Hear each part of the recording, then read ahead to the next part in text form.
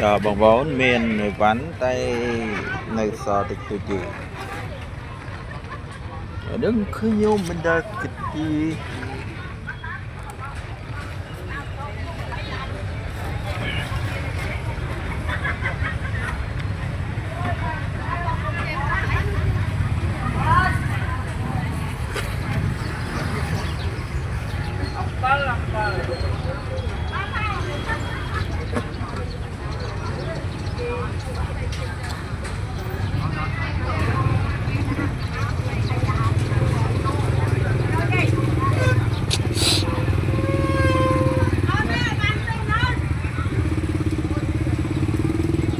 ập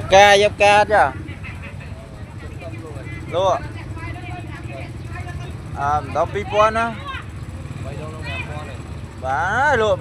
pipon rà mối bay đông đó nghe luôn tập đâu pipon ai ta cho cá rồi giá mơn phải em cá không mơn phải em vô đi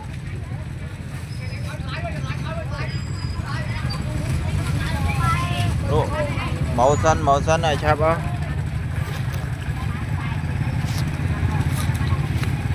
cái chuông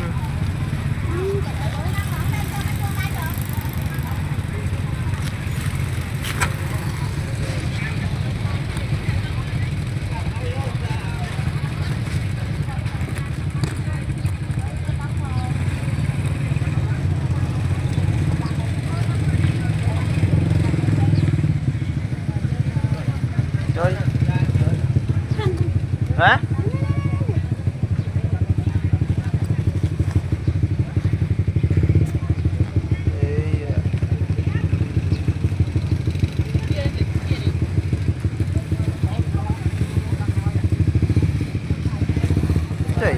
dùng mấy anh khơi